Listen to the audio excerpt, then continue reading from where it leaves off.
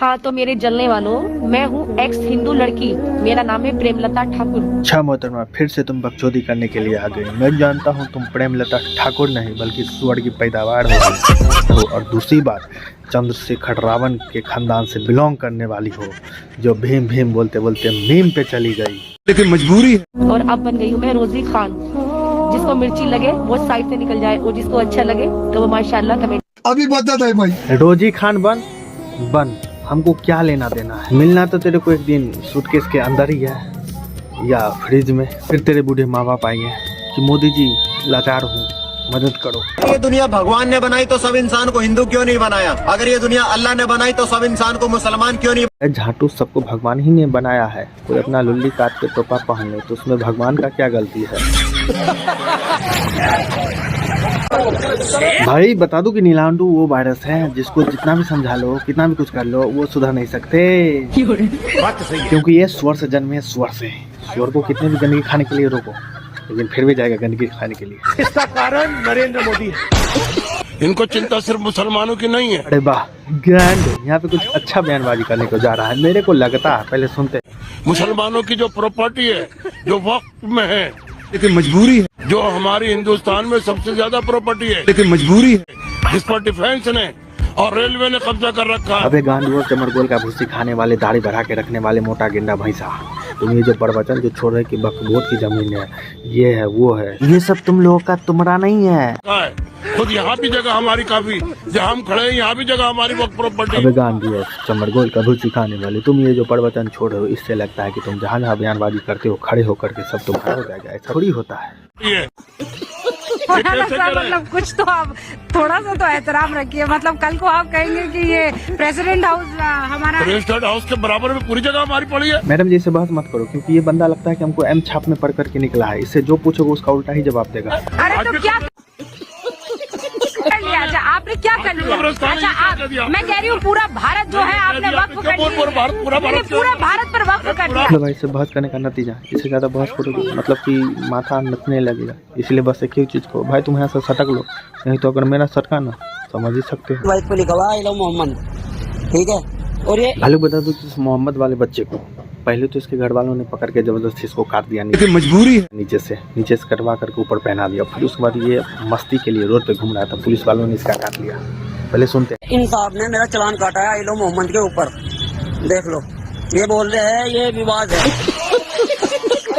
जी मैंने अपनी बेटी को भी सिखाया, आगे बेटी को भी सिखाया, ऐसे शोहर की गुलामी करनी चाहिए। शोहर की अजीब मैडम ना, इन लोगों की सोच इस तरह से हो गई है यार। इन लोगों के मतलब बेटी लोग को खुली आज़ादी नहीं होती है, क्योंकि इसके घर वाले, इसके पेरेंट्स ही कहते हैं कि मतलब इस तरह की गुलामी करनी है।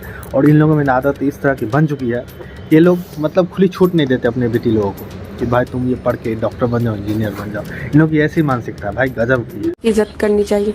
शोर की गुलामी जी, आप शोर की गुलामी में जी आप चली जाएं। आप महान औरत हैं। आपको मुसलमानों ने जब सारे जहां से अच्छा लिखा ना, तो उन्होंने मक्का मदीना नहीं लिखा, हिंदुस्तान हमारा ये लिखा है। और तुम मुगलों की पैदाइश, उनसे सबूत मांग रहे हो। सुनवे घोड़ी, सुनवे चिमकांडी, जय भीम भोले वाली अंडी, नीली कबूतरी, झटनी, कौन किसके पैदाश ये तो नहीं पता, लेकिन तुम जरूर हलाला की पैदावार हो।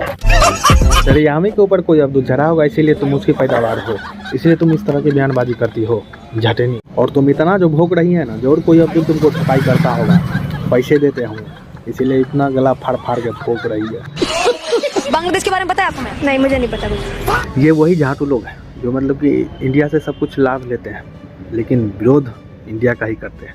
घुसपैठियों के बारे में जानते हैं आप? बांग्लादेशी इलीगल तरीके से हमारे देश में नहीं। मोहम्मद जी ये लोग धगलेबाज के पास जाने से कोई फायदा नहीं, क्योंकि ये लोग वही बोलेंगे जो अल्लाह इसके कहते हैं और इसके मौलाना कुछ कहते हैं। हिंदुओं पर हो रहे अत्याचार पे ये एक शब्द नहीं बोलेंगे, लेकिन मजबूरी है इसके पीछे से कोई मार क्यों ना ले। बांग्लादेश की तस्वीरें देखी आपने? हिंदू युवकों को अल्पसंख्यक होने के नाते उनको जलाया जा रहा है, मारा जा रहा है, पीटा जा रहा है। हमने देखा। खाओ माँ का सब हर जगह जब जानते बताना कुछ नहीं चाहते ये लोग, ये अपने लिए जागरूक है बस। कारण क्या बताना? कारण इनका जिहाद फैलाना है बस। इन लोग के बंदे किस तरह से बोलती बंद कर दें कि वो साला चुपचाप वहाँ से निकल गया। इन लोग का यही मानसिक ही है।